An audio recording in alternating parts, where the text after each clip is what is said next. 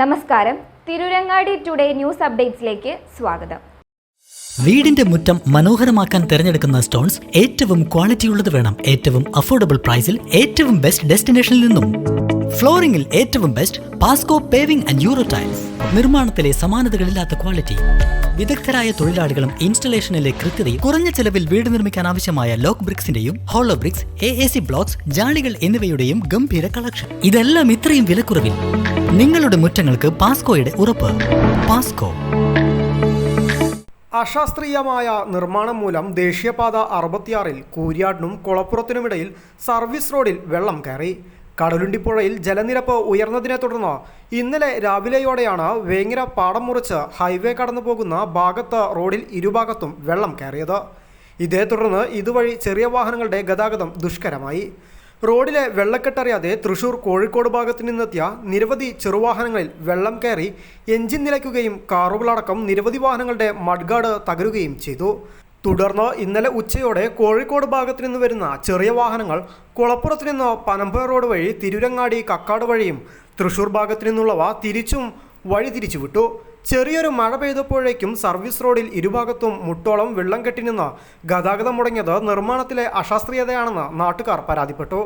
എല്ലാ വർഷവും പ്രളയമുണ്ടാകുന്ന ഈ ഭാഗത്ത് പൊളിച്ചു മാറ്റിയ റോഡിലും താഴ്ചയിലാണ് സർവീസ് റോഡ് പണിതിട്ടുള്ളത്. ഇതാണ് വെള്ളക്കെട്ടിന് കാരണം. റോഡ് നിർമ്മിക്കുന്ന ഘട്ടത്തിൽ തന്നെ നാട്ടുകാരിത് ഹൈവേ അധികാരികളുടെ ശ്രദ്ധയിൽപ്പെടുത്തിയതാണ്.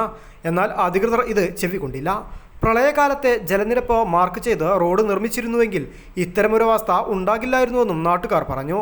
നിലവിലെ സാഹചര്യത്തിൽ പ്രളയം കനത്താൽ ഇതുവഴിയുള്ള വലിയ വാഹനങ്ങളുടെ ഗതാഗതം പോലും നിലയ്ക്കുമെന്നും നാട്ടുകാർ പറഞ്ഞു. അതേസമയം ഹൈവേ പൂർത്തിയാകുന്നതോടെ സർവീസ് റോഡിലെ വെള്ളക്കെട്ട് തീരുമെന്നാണ് ദേശീയപാതയുമായി ബന്ധപ്പെട്ടവരുടെ വാദം. സർവീസ് റോഡിന്റെ പണി പൂർത്തിയായ സാഹചര്യത്തിൽ ഇതിനി ഉയർത്താൻ കഴിയില്ലെന്നും അവർ പഞ്ചായത്ത് അധികൃതരെ അറിയിച്ചു. പാടത്തെ തോടിന് വീതി കൂട്ടി ജലം ഒഴുക്കിക്കളയണമെന്ന വിചിത്രവാദമാണ് അവർ ഉന്നയിക്കുന്നത്.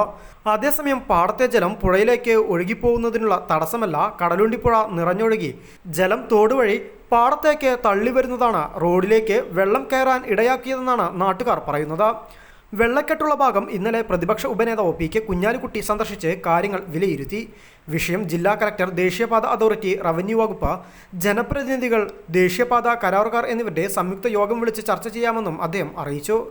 Vengara panchayat president KP Haseena Fasal, vice president TK Kunhimuhammed, സ്ഥിരം സമിതി അധ്യക്ഷന്മാരായ AK Saleem, Arifa Madappally, CP Haseena Banu, block അംഗങ്ങളായ PP സഫീർ ബാബു, പറങ്ങോടത്ത് അബ്ദുൽ അസീസ്, PK റഷീദ്, പഞ്ചായത്ത് അംഗങ്ങളായ കുറുക്കൻ മുഹമ്മദ്, CPA ഖാദർ, MP ഉണ്ണികൃഷ്ണൻ, മണ്ഡലം league president PK Aslu, KT Abdurahman എന്നിവരും അനുഗമിച്ചു.